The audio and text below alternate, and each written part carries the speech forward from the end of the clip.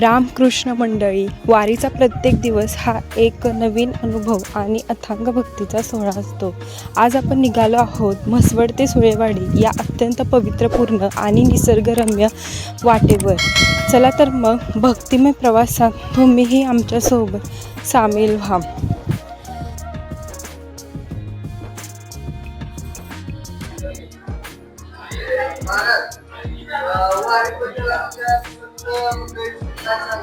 श्री संत गाडगेनाथ महाराज पश्चिम महाराष्ट्राचं श्रद्धास्थान आपल्या कोळेगावचे ग्रामदैवत पश्चिम. आणि ह्या बोलायचं पालखी सोहळ्याविषयी बोलायचं म्हटलं तर महाराजांनी जशी वारी केली तशीच आपला पालखी सोहळा चालू आहे. महाराज ज्या वाटेवर गेले त्या वाटेवरच पालखी सोहळा अजून चालू आहे. ह्या पालखी सोहळ्याचं वैशिष्ट्य असं आहे की 1 महिना खांद्यावरून प्रवास असतो. जाताना 15 दिवस, येताना परतीचा प्रवास 15 दिवस असा प्रवास असतो. आणि ह्या पालखीचं वैशिष्ट्य असं आहे की गाडगेनाथ महाराज तुकाराम महाराजांच्या माऊलींच्या वाक्रता बरोबर मध्ये स्थान आहे आपलं पालखी सोहळ्याचं. रामकृष्ण.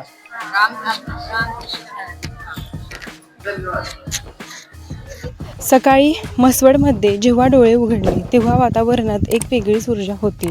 सर्वात आधी गाडगेनाथ महाराजांच्या पालखीचे दर्शन घेतले आणि त्यानंतर मग आम्ही सिद्धनाथ मंदिराच्या दर्शनासाठी ओढ लागली. तिथे पोहोचल्यावर योगायोगाने आरतीचे दर्शनही लाभले, ज्याने मन तृप्त झाले.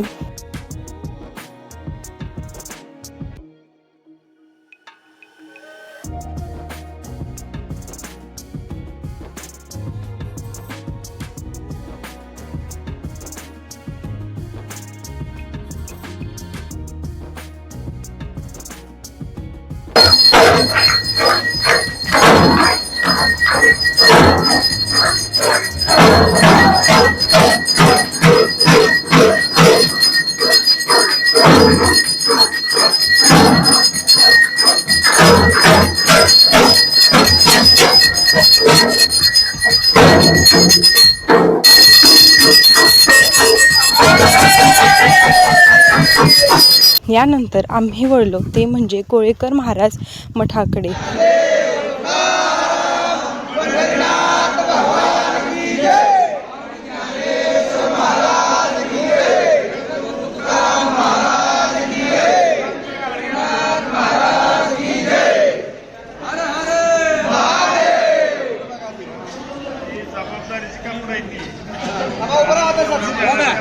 तिथे पोहोचताच भजनाचा सडा पडला आणि संपूर्ण परिसर आनंदी झाला.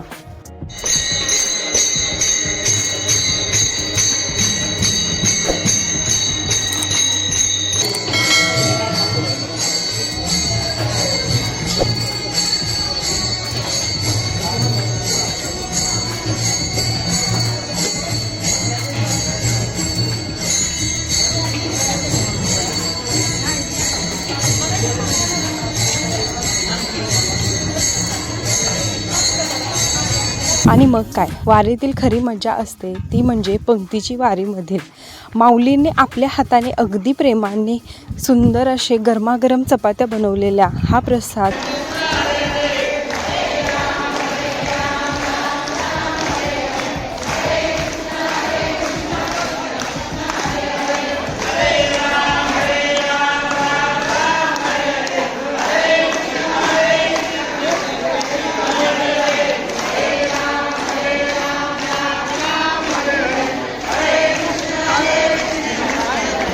निसर्गाने वेगळीच लीला दाखवली.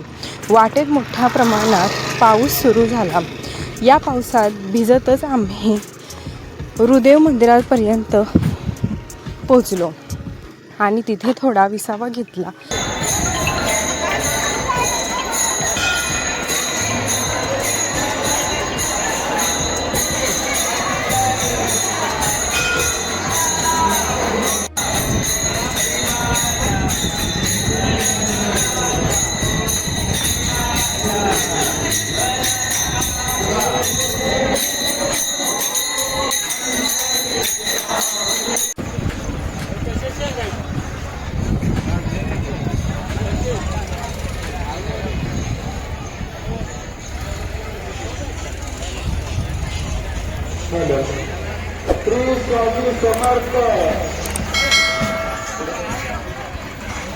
तिथून पुढे पालखी सुळेवाडीच्या दिशेने रवाना झाली.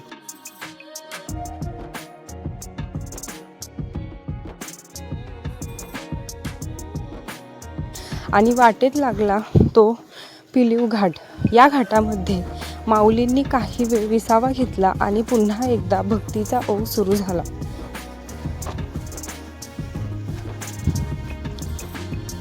डोंगरदऱ्यामधून वाट काढत अखेर आम्ही मुक्कामाच्या ठिकाणी पोहोचलो.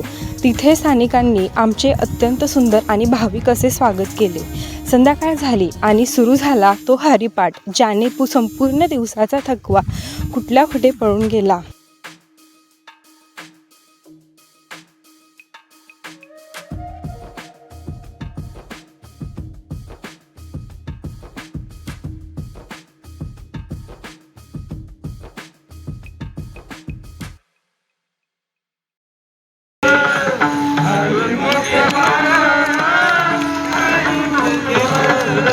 आणि दिवसाचा शेवट झाला तो या